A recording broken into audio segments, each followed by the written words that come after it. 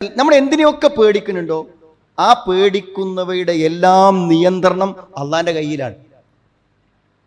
അപ്പോൾ നാം പേടിക്കുന്ന നമ്മുടെ ഒരു ശത്രു വിചാരിച്ചാൽ മാത്രം നമ്മൾ ഉപദ്രവിക്കാൻ പറ്റൂല. യാതൊരു സംവിധാനവും സുരക്ഷിതത്തിന് ഇല്ലാത്ത കാലത്ത്, ഇന്നൊക്കെ ഇപ്പോൾ ഒരു പ്രധാനമന്ത്രി രാജാവ് തന്നെ എന്തൊക്കെ സുരക്ഷിതത്തിൻ്റെ സുഹൃത്തുക്കൾ, ഒന്നുമില്ലാത്ത കാലത്ത് ആ പച്ച മരുഭൂമിയിലൂടെ നബി സല്ലല്ലാഹു അലൈഹി വസല്ലം എത്ര സുരക്ഷിതമായിട്ടാണ് 63 വയസ്സ് വരെ ജീവിച്ചത്. അതെന്തുകൊണ്ടാണ്? നിങ്ങൾ ശത്രു ഇല്ലാഞ്ഞിട്ടല്ല, ശത്രുവിന്റെ കയ്യിൽ വാളില്ലാഞ്ഞിട്ടല്ല, വിഷം കൊടുക്കാഞ്ഞിട്ടല്ല. എന്താ സംഭവിക്കാതിരിക്കാൻ കാരണം?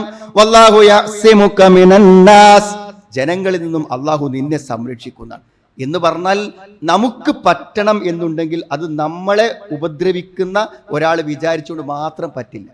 നമുക്ക് പറ്റണം എന്നുണ്ടെങ്കിൽ അതിൻ്റെ കൂടെ നിയന്ത്രണമായ അള്ളാഹു അവർക്കും അനുമതി കൊടുക്കണം. അതല്ലാതെ നമുക്കൊന്നും വരും. ഒരാൾക്ക് നമ്മളെ കൊല്ലാൻ വേണ്ടി വർഷങ്ങളോളം നടന്നാലും നമ്മളെ കൊല്ലാൻ അയാൾക്ക് പറ്റിക്കോണമെന്നില്ല. എന്തുകൊണ്ടറിയോ?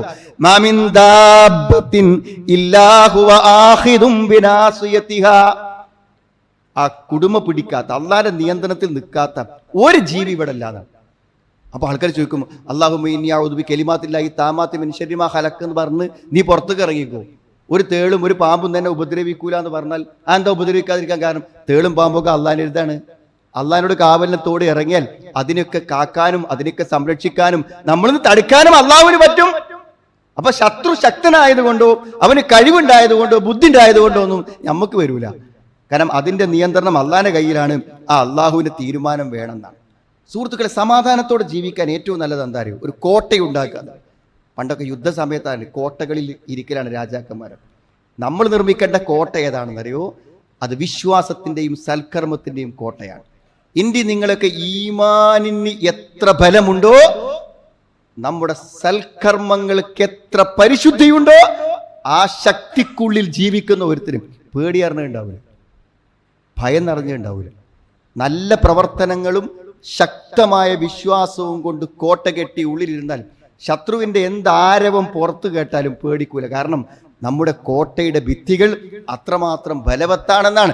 ഇന്നല്ലദീന ആമനു വല്ലദീന ഹാദു വസ്സാബിഊന വന്നസാറാ മൻ ആമന ബില്ലാഹി വൽ യൗമിൽ ആഖിർ വഅമില സ്വാലിഹൻ ഫലാ ഖൗഫുൻ അലൈഹിം വലാ ഹും യഹ്സനൂൻ.